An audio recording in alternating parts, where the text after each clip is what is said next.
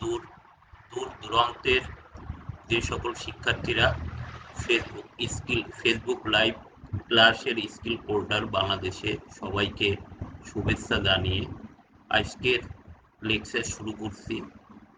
আমি মোহাম্মদ সাবাত Hossain, chief instructor computer, Khulna polytechnic institute. আজকের ক্লাসের কন্টেন্ট লিঙ্ক লিস্ট এর শেষ অংশ, অর্থাৎ আমরা গত সপ্তাহে চতুর্থ লেকচারে লিঙ্ক লিস্ট সম্পর্কে আলোচনা করেছিলাম। সেখানে আমরা জেনেছি লিঙ্ক লিস্ট কি, লিঙ্ক লিস্টকে কিভাবে মেমোরিতে উপস্থাপন করা যায়, অ্যারে এবং লিঙ্ক লিস্টের মধ্যে পার্থক্য, এবং লিঙ্ক লিস্টের বিভিন্ন অপারেশনের মধ্যে ট্র্যাভার্সিং লিঙ্ক লিস্ট এবং লিঙ্ক লিস্টে কোনো একটা নোড কিভাবে সংযোজন করা যায় এ সম্পর্কে আমরা বিশদ আলোচনা করেছিলাম। আজকে আমরা লিঙ্ক লিস্টের বাকি অংশ আলোচনা করব। মূলত আজকে দুটো টপিকস আছে তোমাদের জন্য। একটা হচ্ছে লিঙ্ক লিস্ট থেকে কিভাবে কোনো একটা উপাদান আমরা বিয়োজন করব এবং লিঙ্ক লিস্টের সুবিধা অসুবিধা। যাই হোক শিক্ষার্থী বন্ধুরা, তাহলে আজকের লেকচারে আমরা সবাই প্রবেশ করে আমরা জানি আজকের বিষয়টা।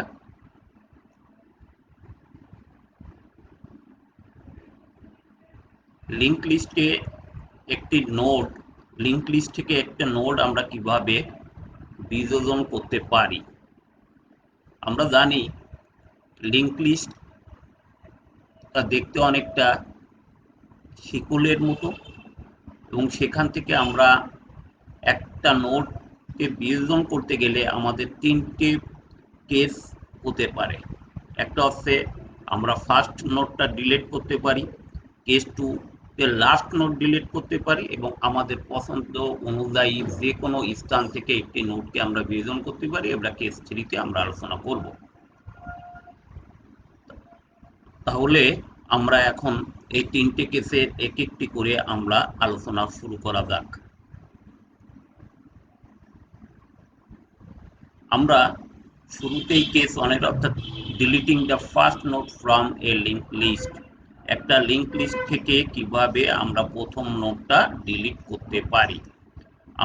তোমরা এখানে দেখতে পাচ্ছ আমরা একটা লিঙ্ক লিস্ট এর ছবি অঙ্কন করেছি, অর্থাৎ প্রথম নোডের মান N1 7 3 4 2 6 5, এবং যেহেতু লিঙ্ক লিস্টের লাস্ট নোডের লিঙ্ক বা নেক্সট পয়েন্টারে আসছে নাল থাকে, সেই জন্য এখানে ক্রস দিয়ে দেখানো হয়েছে। আর স্টার্টিং নোড হচ্ছে এখানে, এই জন্য স্টার্ট দিয়ে দেখানো হয়েছে। আমরা এখান থেকে প্রথম নোডটা আমরা বিয়োজন করব, অর্থাৎ 1 নম্বর উপাদানের যে নোডটি আছে সেই নোডটি আমরা বাদ দিব।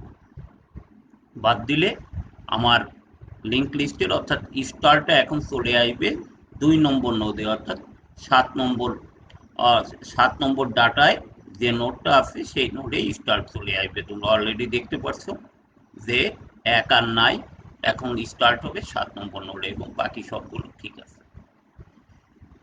এই নোডগুলোতে আমরা আগেই বলছিলাম লিঙ্ক লিস্টে প্রতিটা নোডে দুটো পার্ট, একটা ডাটা পার্ট আর একটা হচ্ছে লিঙ্ক পার্ট। ডাটা পার্টে আমরা ডাটা উপাদানগুলো থাকে, এবং লিঙ্ক পার্টে পরবর্তী নোডের অ্যাড্রেসটা সংরক্ষিত থাকে। যে লিঙ্ক পার্টে প্রতিটা নোডে অর্থাৎ তার পরবর্তী নোডের অ্যাড্রেসটা সংরক্ষিত থাকে। আমরা এটা প্রত্যেকেই জানি। আমরা সেই অ্যাড্রেসটাকে আমরা কখনো লিঙ্ক বলি বা কখনো নেক্সট হিসেবে আমরা এটাকে অভিহিত করে থাকি। যাই হোক, আমি আমাদের লিঙ্ক লিস্টের ফার্স্ট নোডটা ডিলিট করার অ্যালগোরিদম দেখো। যদি এখানে একটা কথা আছে আন্ডারফ্লো, শুরুতেই একটা কথা এখানে দেখতে পাচ্ছ আন্ডারফ্লো, একটা ওয়ার্ড আছে। আন্ডারফ্লোটা কি? আন্ডারফ্লো ডাটা স্ট্রাকচারে দুইটা ওয়ার্ড তোমরা প্রায় শুনতে পারবা, একটা হচ্ছে আন্ডারফ্লো আর একটা হচ্ছে ওভারফ্লো। আন্ডারফ্লোটা হচ্ছে যদি কোনো ডাটা স্ট্রাকচারে কোনো উপাদান আমরা ডিলিট করতে চাই, কিন্তু ডাটা স্ট্রাকচারে কোনো উপাদান নাই। তাহলে এমতো অবস্থায় আমরা যদি ওই ডাটা স্ট্রাকচার থেকে কোনো উপাদানকে ডিলিট করতে চাই, তখন সেই সিচুয়েশনকে বলা হয় আন্ডারফ্লো। অর্থাৎ ডাটা স্ট্রাকচারে যদি কোনো ডাটা উপাদান না থাকে, সেই পরিস্থিতিতে আমরা যদি ডাটা স্ট্রাকচার থেকে কোনো উপাদান ডিলিট করতে চাই, সেই সিচুয়েশনকে বা সেই পরিস্থিতিকে আমরা বলে থাকি আন্ডারফ্লো। আমি এই জন্য স্টেপ 1-এ আমার ডিলিট করার পূর্বেই আগে চেক করে নিতে হবে যে ডাটা উপাদান আছে কিনা। যেহেতু লিঙ্ক লিস্টের শুরুর অ্যাড্রেসটা আমরা স্টার্ট দিয়ে দেখছি, এবং যদি স্টার্ট পয়েন্টটা যদি নাল হয়, তার মানে আমরা ডাটা স্ট্রাকচারে কোনো উপাদান নাই। সেক্ষেত্রে সেই পরিস্থিতিকে আমরা বলবো আন্ডারফ্লো। এজন্য স্টেপ 1-এ আমরা লিঙ্ক লিস্টে এখানে দেখাচ্ছি যে যদি স্টার্ট ইকুয়াল টু নাল হয়, তখন আমাদের প্রিন্ট কমান্ড হবে আন্ডারফ্লো, এবং সেক্ষেত্রে আমার 5 নম্বর স্টেপে চলে যেতে হবে, এবং এখানে এই ইফ কন্ডিশনটা এখানে শেষ হয়ে যাবে। অর্থাৎ 5 নম্বর স্টেপে আছে কি এক্সিট, তার মানে এখানে আর আমরা কোনো উপাদানকে ডিলিট করতে পারবো না, শুধু আমাদের একটা মেসেজ আসবে আন্ডারফ্লো। যদি স্টার্ট পয়েন্ট নাল না হয়, তাহলে অবশ্যই আমার লিঙ্ক লিস্টে কোনো না কোনো উপাদান, মিনিমাম একটি উপাদান থাকলেও থাকবে, তাহলে সেক্ষেত্রে আমাদের ডিলিট করা সম্ভব। আমরা এখানে মুভিং পয়েন্টার হিসেবে পিটিআর নামে একটা ভেরিয়েবল নিচ্ছি, এবং সেই ভেরিয়েবলটাকে অর্থাৎ স্টার্ট যে পয়েন্টার আছে সেই পয়েন্টারকে আমরা পিটিআরে মুভ করছি, এবং সেই যেহেতু প্রথম নোডটা ডিলিট করব, সেই জন্য আমরা স্টারটাকে পিটিআরে নিচ্ছি, এবং পরবর্তীকালে স্টার্ট ইকুয়াল টু তার পরবর্তী পয়েন্টটা, পরবর্তী যে লিঙ্ক ফিল্ড স্টার্ট নেক্সট, এটাকে আমরা স্টার্টের মধ্যে দিয়ে দিলাম। ফলে কি হবে, এখন আর স্টার্ট পয়েন্টটা আমার আর 1 নম্বর ডাটা নোডকে আর পয়েন্ট করবে না, সে সরাসরি পয়েন্ট করবে 7 যে ডাটা আছে অর্থাৎ সেকেন্ড নোডকে। এখানে উল্লেখ্য যে স্টার্ট পয়েন্টটা 1 নম্বর এবং 2 নম্বর দুটাকেই পয়েন্ট করবে, অর্থাৎ 1 নম্বরকেও পয়েন্ট করে রাখবে, 7 নম্বরকেও পয়েন্ট করে রাখবে। এখন আমি যে স্টার্ট পয়েন্টটাকে 7 নম্বরও পয়েন্ট করে রাখলাম, এরপরে আমি ফ্রি পিটিআর, যেহেতু পিটিআর আছে প্রথম পয়েন্টটা প্রথম নোডটাকে পয়েন্ট করে আসছে, অর্থাৎ ফ্রি পিটিআর করলে তখন প্রথম নোডটা মুছে যাবে, ফলে স্টার তখন 7 নোডকে প্রিন্ট করে রাখবে। সেখানেই এটা দেখানো হয়েছে যে প্রথমেই, এই জন্য স্টার নোডকে আমরা প্রথমে পিটিআরে মুভ করে নিছি, পিটিআরে স্টার্ট হিসেবে থাকবে, এরপরে স্টারটাকে আমরা স্টার্ট নেক্সট, যেহেতু পরবর্তী অর্থাৎ দ্বিতীয় নোডের অ্যাড্রেসটা সে প্রথমটা স্টার্ট হলে দ্বিতীয়টা স্টার্ট নেক্সট, এই যে সেই স্টার্ট এখন দ্বিতীয় নোডের লিঙ্কটা আমরা স্টার্টে রেখে দিচ্ছি, ফলে স্টার্ট 7 এবং 1 নম্বর দুটোকেই পয়েন্ট করে রাখবে। এরপরে যখন আমরা ফ্রি পিটিআর করবো, যেহেতু পিটিআর এর মধ্যে আছে স্টার্ট, তখন এই 1 নম্বর নোডটা তখন মেমোরি থেকে মুছে যাবে, এবং 7কেই তখন 7 নোডটাকেই স্টার্ট হিসেবে ধরে নেওয়া হবে, এর পরবর্তীতে এক্সিট। এটা আছে লিঙ্ক লিস্ট থেকে যদি অ্যাট ফার্স্ট নোড যদি আমরা ডিলিট করতে চাই, তখন এটা পরীক্ষায় অনেক সময় উল্লেখ থাকতে পারে যে লিঙ্ক লিস্টের প্রথম নোডটা ডিলিট করা অ্যালগরিদম লাগবে, সেক্ষেত্রে তোমরা এটাকে এই অ্যালগরিদমকে তোমরা দিতে পারবে। এবার আমরা সেকেন্ড কেসে আসব। সেকেন্ড কেসে আমরা দেখতে পাবো লিঙ্ক লিস্ট থেকে তার লাস্ট নোডটা কিভাবে ডিলিট করা যায়। আমরা আবারও এখানে তোমাদের লিঙ্ক লিস্টটা এখানে একটা পিক্টোরিয়াল প্রেজেন্ট হিসেবে দেখানো হয়েছে। আমরা এখানে আমরা লাস্ট নোড অর্থাৎ লাস্ট নোডকে আমরা ডিলিট করব, অর্থাৎ 5 যুক্ত যে নোডটা আছে এই নোডটাকে আমরা ডিলিট করব। এই নোডটাকে ডিলিট করলে লাস্ট ফলাফল কি হতে পারে সেটা এখানে এই যে চতুর্থ ফিগারে দেখানো হয়েছে।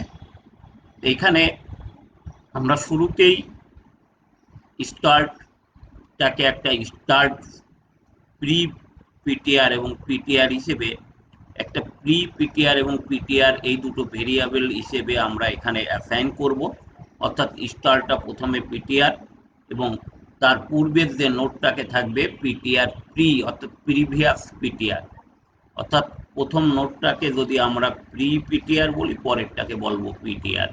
এটা আমরা জাস্ট অ্যালগোরিদমের সুবিধার্থে এটা দেখানো হয়েছে এবং এভাবে প্রতিটা নোটটাকে আমরা প্রি পিটিআর এবং পিটিআর এভাবে আমরা দেখতে দেখতে যাব এবং যখন প্রি পিটিআর নাল হবে তখনই আমরা অ্যালগোরিদমের কাজ শুরু করব।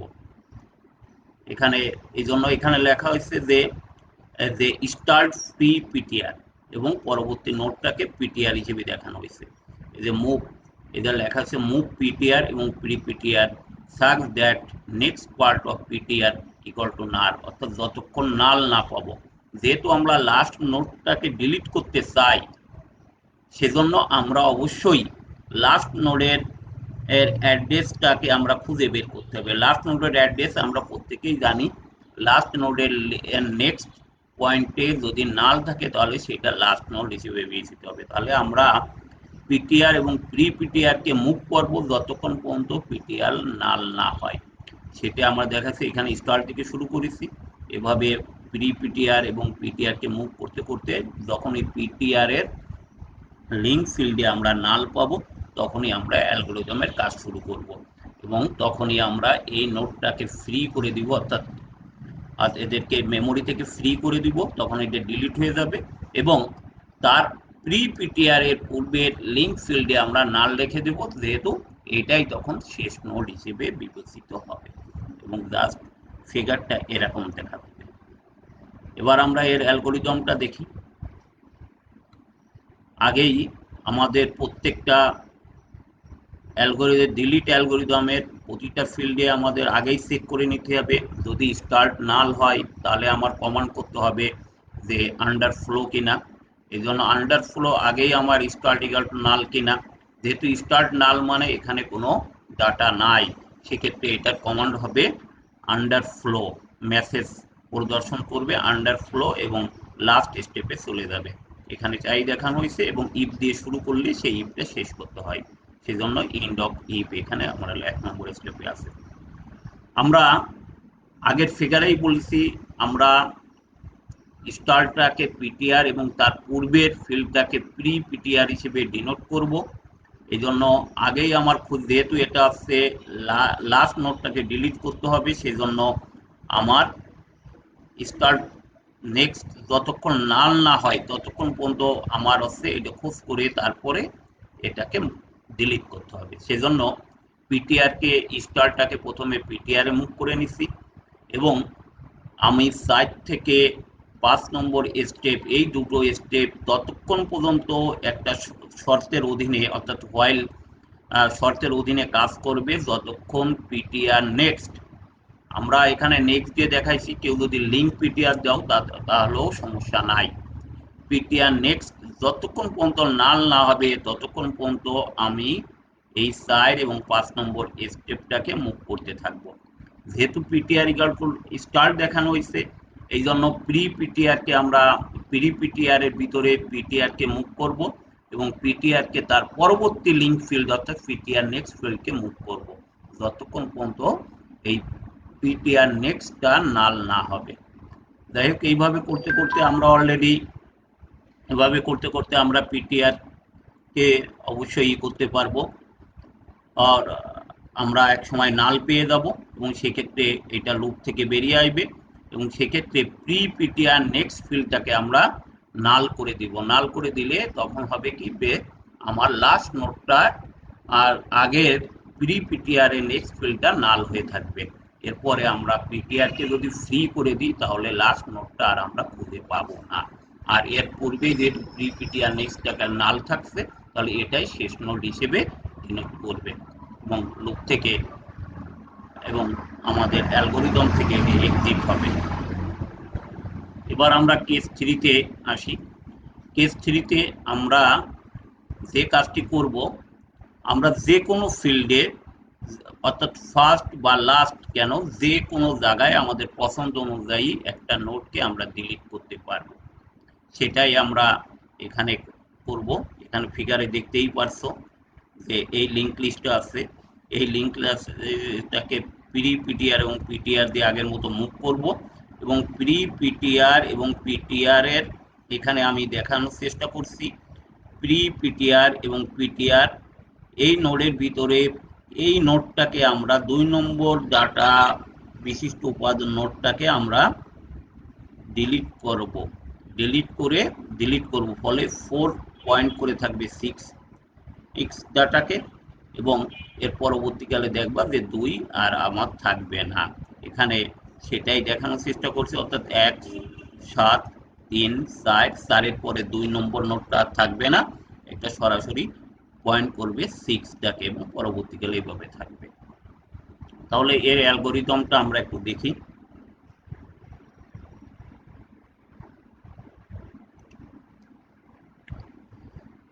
প্রতিটা স্টেপের মতো আমিও আগে চেক করে নিব যে এখানে স্টার্টটা নাল কিনা।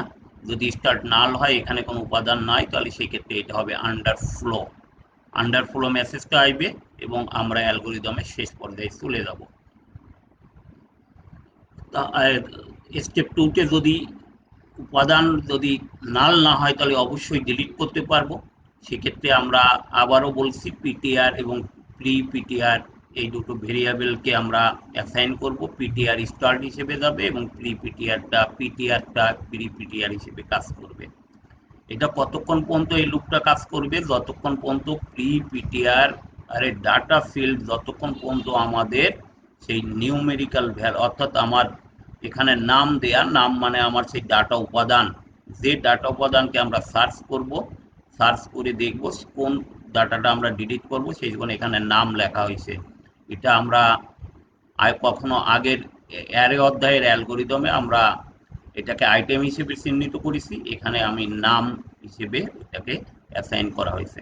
তাহলে প্রি পিটিআর এর ডাটা ফিল্ড যতক্ষণ পর্যন্ত নাম না হবে ততক্ষণ পর্যন্ত আমার এই লুপটা চলবে, অর্থাৎ প্রি পিটিআর এবং পিটিআর কে মুভ করতে হবে। তাহলে পিটিআর কে আমরা প্রি পিটিআর এ রাখবো এবং তার পিটিআরটাকে আমরা পরবর্তী লিঙ্ক ফিল্ডের অ্যাড্রেস হিসেবে অ্যাসাইন করব, সেজন্য পিটিআর নেক্সট। এভাবে আমার লুপটা শেষ হবে।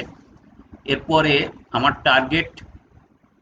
টার্গেটে যখন আমার পৌঁছাবে তার পিটিআর ফিল্ডটাকে, অর্থাৎ যে ডাটাটাকে আমরা ডিলিট করব সেটাকে টেম্পোরারি ভেরিয়েবল নামে একটা টেম্প ভেরিয়েবলে আমরা এটি অ্যাসাইন করে রাখবো, যাতে এই টেম্পের মধ্যে আমার যে নোটটি আমি ডিলিট করব সেটা টেম্পোরারি ভেরিয়েবলের মধ্যে থাকে।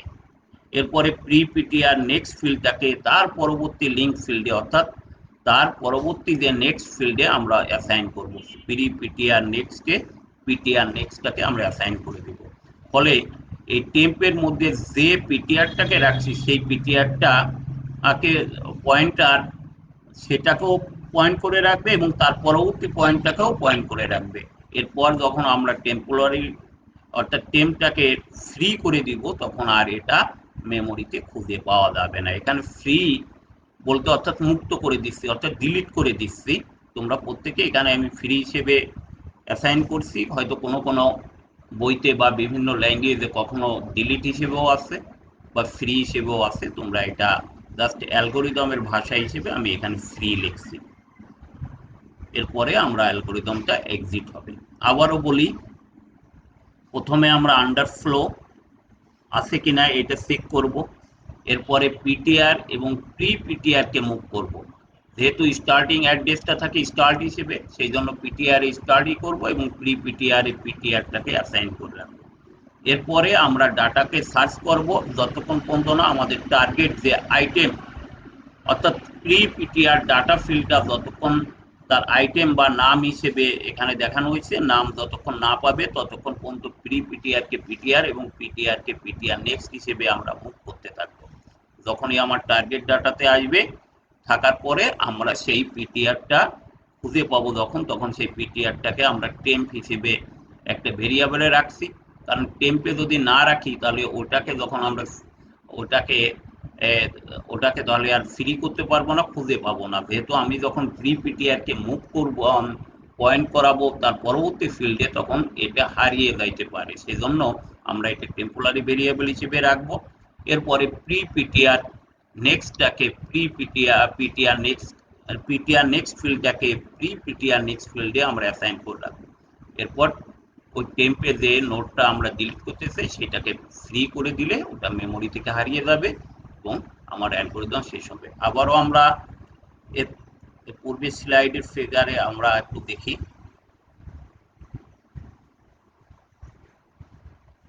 খেয়াল করে দেখো, এখানে আমার টার্গেট ফিল্ড ছিল 2 নম্বর ডাটা বিশিষ্ট নোটটা। আমরা এই যে সাইড অর্থাৎ প্রি পিটিআরটাকে আমরা মুভ করে দিচ্ছি পিটিআর এখানে, অর্থাৎ পিটিআর নেক্সট হিসেবে এখানে প্রি পিটিআরে আমরা এটা অ্যাসাইন করছি। উল্লেখ্য যে এটা ফ্রি করার পূর্বে এটা একইভাবে 2 নম্বর ডাটা বিশিষ্ট অর্থাৎ পিটিআর যে নোটটা 2 নম্বর ডাটা বিশিষ্ট এটাকেও পয়েন্ট করে রাখবে। যখন এটা ফ্রি করে দিব তখন এই সংযোগ আর থাকবে না এবং এটা তখন চিরতরে মেমোরি থেকে হারিয়ে যাবে। এবং এভাবেই আমরা লিঙ্ক লিস্ট থেকে যে কোনো পজিশনে একটা ডাটাকে ডিলিট করতে পারবো।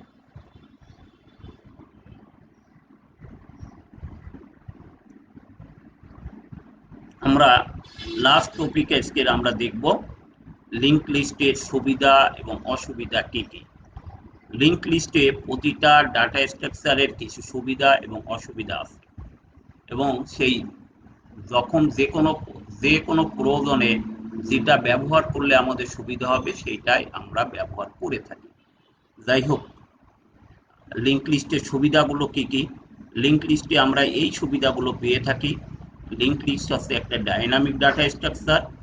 এখানে ইনসার্শন এবং ডিলিশন করা সহজ এবং কোনো মেমোরি ওয়েস্টেজ হয় না এবং এটাকে যে কোনো অবস্থায় ইমপ্লিমেন্টেশন করা যায়। ডাইনামিক ডাটা স্ট্রাকচার বলতে কি বুঝি আমরা একটু দেখি। Linked list is a dynamic data structure, so it can grow and shrink at runtime by allocating and delocating memory. So there is no need to give install size of linked list. অর্থাৎ dynamic আমরা কোন data structure বলে থাকি, যে data স্ট্রাকচারে আমরা ইচ্ছা অনুযায়ী সেই ডাটা ফিল্ডগুলোকে অ্যাক্সেস করতে পারি, অর্থাৎ মেমোরি থেকে মেমোরি অ্যালোকেট করতে পারি এবং প্রয়োজন হলে মেমোরিকে ফ্রি করে দিতে পারি, সেই ডাটা স্ট্রাকচারকে আমরা বলি ডাইনামিক ডাটা স্ট্রাকচার। লিঙ্ক লিস্টে তোমরা অলরেডি যে ইনসার্শন, ডিলিশন, ট্রাভার্সিং বিভিন্ন অপারেশনগুলো দেখছো, সেই অপারেশনে আমরা ইচ্ছা মতন আমরা একটা নোটকে অ্যালোকেট করতে পারি এবং প্রয়োজন অনুযায়ী সেটাকে ফ্রি করে দিয়ে আমরা অ্যালোকেটও করতে পারি। এই জন্য লিঙ্ক লিস্টকে আমরা ডাইনামিক ডাটা স্ট্রাকচার বলে থাকি এবং এটাই আমাদের লিঙ্ক লিস্টের সবচেয়ে বড় সুবিধা। আর এখানে ইনসার্শন এবং ডিলিশন কথা বলা হয়েছে। ইনসার্শন এবং ডিলিশন তোমরা অ্যারেতে খেয়াল করে দেখছো, অ্যারেতে কোনো ডাটা উপাদান ইনসার্ট বা ডিলিট করতে গেলে আমাদের বেশ কিছু সমস্যার সম্মুখীন হতে হয়, কিন্তু লিঙ্ক লিস্টে এরকম কোনো সমস্যার সম্মুখীন হওয়া লাগে না, কারণ এখানে আমরা প্রয়োজন অনুসারে লিঙ্ক লিস্টে একটা নোড অ্যাড করতে পারবো এবং প্রয়োজনে তাকে ফ্রি করে দিয়ে আমরা ডিলিট করতে পারবো। ফলে এখানে আমাদের ডাটা আপডেট করার বা অ্যারের মতো আমার এই সমস্যার সম্মুখীন হব না।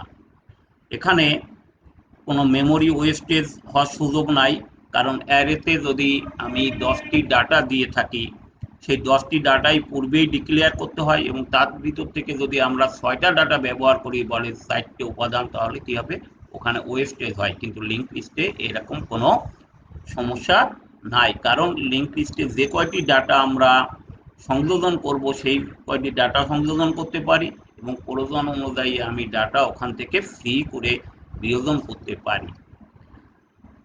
আর লাস্ট সুবিধাটা যেটা আমরা বলছি, এখানে এটা লিঙ্ক লিস্টের মাধ্যমে আমি ডাটা স্ট্রাকচারে অর্থাৎ স্ট্যাক এবং কিউর মতো সহসা আমি এখানে ইমপ্লিমেন্ট করতে পারি। এগুলো লিঙ্ক লিস্টের সুবিধা। তোমাদের বইতে এগুলো বাংলা ভাষায় লেখা আছে, তোমরা সেখান থেকেও দেখতে পারো, তবে এই পয়েন্টগুলো সবসময় মনে রাখবা। লিঙ্ক লিস্টে আমরা ডাইনামিক ডাটা স্ট্রাকচার পেয়ে থাকি, এখানে ইনসার্শন এবং ডিলিশন করার সুবিধা, কোনো মেমোরি ওয়েস্টেজ হওয়ার সুযোগ নাই এবং ইমপ্লিমেন্টেশন করা স্ট্যাক এবং কিউয়ের মতো ইমপ্লিমেন্টেশন করা সহজ। প্রতিটা জিনিসের সুবিধার সাথে কিছু অসুবিধাও আছে, লিঙ্ক লিস্টেরও কিছু অসুবিধা আছে।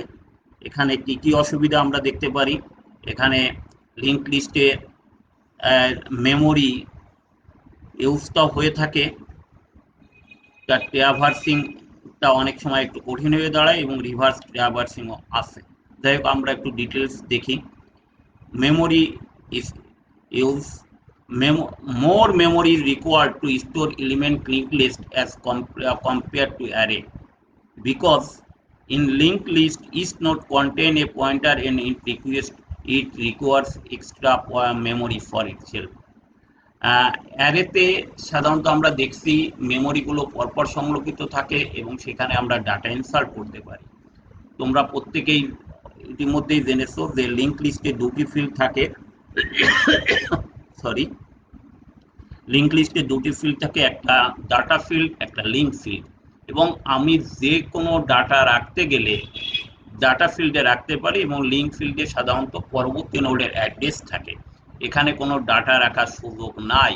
এজন্য লিঙ্ক লিস্টে এক্সট্রা প্রতিটা নোডে এক্সট্রা হিসেবে লিঙ্ক ফিল্ড থাকে, যাতে কিছু মেমোরি ওখানে ওয়েস্টেজ হয়ে থাকে। এটা একটা ডিসঅ্যাডভান্টেজ।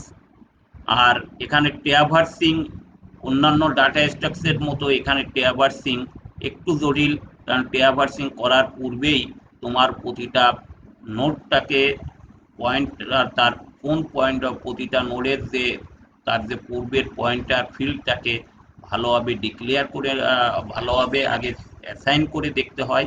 এবং ট্র্যাভার্সিং অন্যান্য ডাটা স্ট্রাকচারের মতো এখানে এত সহজে করা যায় না, এটা একটা অসুবিধা। আর এরপরে আরেকটা অসুবিধা এখানে দেয়া আমরা লিখছি, সেটা হচ্ছে রিভার্স ট্র্যাভার্সিং। তোমরা জানো যে লিঙ্ক লিস্ট সাইট টাইপের আমি তোমাদের আগে দেখাইছিলাম। একটা হচ্ছে সিঙ্গেল লিঙ্ক লিস্ট, দুই নম্বরে আছে সার্কুলার লিঙ্ক লিস্ট, 3 নম্বরে আছে ডবল লিঙ্ক লিস্ট, আর একটা আছে circular double way link list. সাধারণত ডবল ওয়ে লিঙ্ক লিস্টে ডাটা সংযোজন করা যত সহজ, কিন্তু সেটাকে আবার ট্র্যাভার্সিং করা তত সহজ না, মোর ডিফিকাল্ট, বিশেষ করে ডবল লিঙ্ক লিস্টের ক্ষেত্রে। আমরা সাধারণত সিঙ্গেল লিঙ্ক লিস্টের ক্ষেত্রে এই অসুবিধা থাকে না, বিশেষ করে ডবল লিঙ্ক লিস্টের ক্ষেত্রে এই রিভার্স ট্র্যাভার্সিংটা একটু সমস্যা হয়ে যায়। যাই হোক, এই তিনটা অসুবিধা আমরা লিঙ্ক লিস্টে প্রায় দেখে থাকি। নর্মালভাবে আমরা মেমোরি ইউজের কথা বলছি এবং ট্র্যাভার্সিং এর কথা বলছি, তবে মেন অসুবিধা এখানে মেমোরি ইউজ, আর ডবল ওয়ে লিঙ্ক লিস্টের ক্ষেত্রে রিভার্স ট্র্যাভার্সিং এ একটু অসুবিধা দেখা যায়। যাই হোক বন্ধুরা, আমি আজকের লেকচার এখানে শেষ করছি। পরবর্তী লেকচার হবে 5ম অধ্যায় অর্থাৎ স্ট্যাক সম্পর্কিত। সামনের সপ্তাহে যদি সৃষ্টিকর্তা আমাদেরকে জীবিত রাখে, তাহলে সামনের সপ্তাহে আমরা পরবর্তী লেকচার স্ট্যাক অধ্যায়ে আলোচনা করব। সৃষ্টিকর্তা যেন সবাইকে সুস্থ রাখে, এই প্রত্যাশায় আজকের মতো তোমাদের কাছ থেকে বিদায় নিচ্ছি। প্রত্যেকে ভালো থেকো, আল্লাহ যেন প্রত্যেকে ভালো রাখে।